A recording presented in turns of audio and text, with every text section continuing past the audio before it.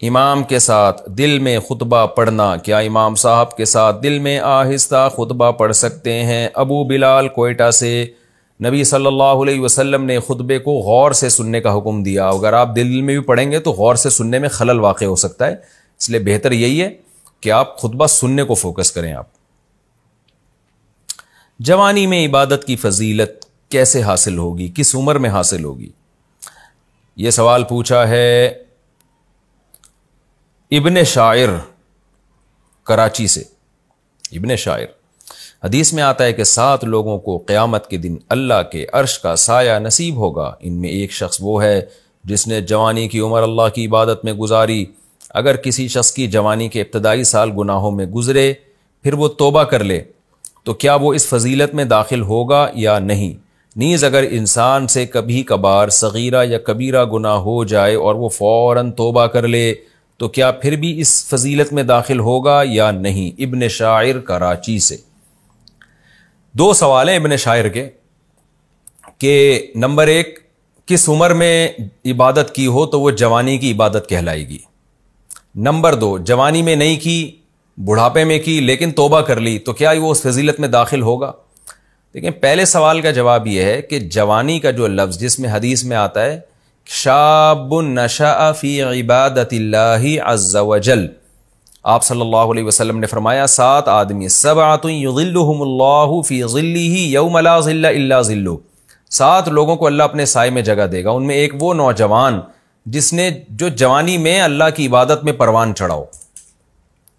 تو یعنی جوانی میں اس نے اللہ کی عبادت کی ہو۔ تو جوانی کا جو اطلاق ہے نا عربی میں شباب کا لفظ، یہ 15 سال سے لے کر 30 سال کی عمر تک اس کا اطلاق ہوتا ہے، جیسے کہ علامہ نووی اور ابن حجر رحمہم اللہ تعالیٰ نے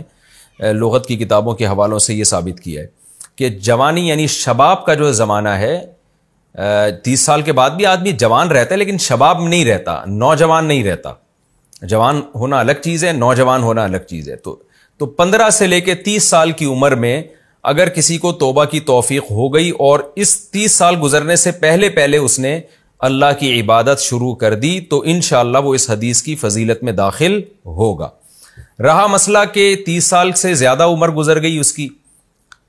بدماشیوں میں گزار دی، عیاشیوں میں گزار دی، لیکن اب اس کو خیال آ رہا ہے کہ یار اب میں توبہ کر لیتا ہوں، تو دیکھیں توبہ تو کرے گا تو انشاءاللہ اس کے سارے گناہ اللہ معاف کرے گا اور اس کو نیک لوگوں میں شامل کرے گا۔ لیکن یہ جو اسپیسیفک فضیلت تھی نا، تو حدیث کے ظاہر سے یہی پتہ چلتا ہے یہ انہی نوجوانوں کے لیے جنہوں نے زمانہ شباب میں عبادت کی ہو، زمانہ شباب میں۔ تو زمانہ شباب کے بعد توبہ کر لی تو توبہ کا ثواب تو ملے گا اس کو، لیکن یہ والی فضیلت جو خاص ان لوگوں کے لیے، وہ فضیلت جو نوجوان کے لیے عبادت میں وقت گزارا ہو، وہ فضیلت بہرحال حاصل نہیں ہوگی۔ تو اصول اور ضابطے کے لحاظ سے تو یہی ہے جو میں نے بیان کیا، کیونکہ حدیث میں جوانی میں عبادت کا تذکرہ ملتا ہے، تو ظاہر اس نے جوانی میں عبادت نہیں کی، ہاں بعد میں توبہ کر لی تو توبہ کا ثواب اپنی جگہ اور اس کے گناہ ضرور معاف ہو جائیں گے، لیکن یہ فضیلت حدیث میں اسپیسیفک انہی لوگوں کے لیے ہے جنہوں نے نوجوانی میں اللہ کی عبادت کی ہو۔ تیسرا جو آپ نے سوال پوچھا تھا، 2 میں نے ذکر کیے، تیسرا بھی سوال ہے کہ اگر کوئی نوجوانی میں اللہ کی عبادت کرتا ہے لیکن کوئی گناہ اس سے ہو جاتا ہے، تو دیکھیں اگر صغیرہ گناہ ہوتا ہے تو وہ تو اللہ تعالیٰ نمازوں سے معاف کر دیتے ہیں اور صدقات و خیرات سے معاف کر دیتے ہیں۔ ان الحسنات یذہبن السیئات، قرآن کہتا ہے نیکیاں برائیوں کو کھا جاتی ہیں، تو وہ تو خود بخود بھی معاف ہو جاتے ہیں، بشرطے کہ بار بار ان صغیرہ کا ارتکاب نہ ہو۔ اگر صغیرہ کا بار بار ارتکاب کرے گا تو وہ بھی کبیرہ بن جائے گا۔ دوسرا، کبیرہ گناہ کے بارے میں اگر وہ واقعی توبہ کر لیتا ہے تو پھر توبہ کے بارے میں حدیث میں صاف ہے التائب من الذنب کمن لا ذنب لہ، تو ایسے نوجوان کا شمار بھی نیک لوگوں میں ہی ہوگا جس سے کبیرہ گناہ ہو جائے لیکن وہ سچی توبہ کرے۔ لیکن توبہ کی ڈیفینیشن سمجھ لیں، جو ہو چکا اس پہ ندامت ہو، اس وقت چھوڑ دے اور آئندہ نہ کرنے کا پکا عزم ہو، دل سے عزم ہو کہ میں نہیں کروں گا، ایسے نہیں کہ اوپر سے بول رہا ہوں۔ تو یہ 3 شرطیں پائی جائیں گی، اس شرط کے ساتھ اگر کوئی واقعی سچی توبہ کر لیتا ہے تو اس کا شمار گنہگاروں میں اللہ کی نظر میں نہیں ہوتا، نیک لوگوں میں ہی ہوتا ہے، اور وہ نوجوان بھی اسی فضیلت میں انشاءاللہ داخل ہوگا جو اللہ کے سائے کے نیچے ہوں گے قیامت کے دن۔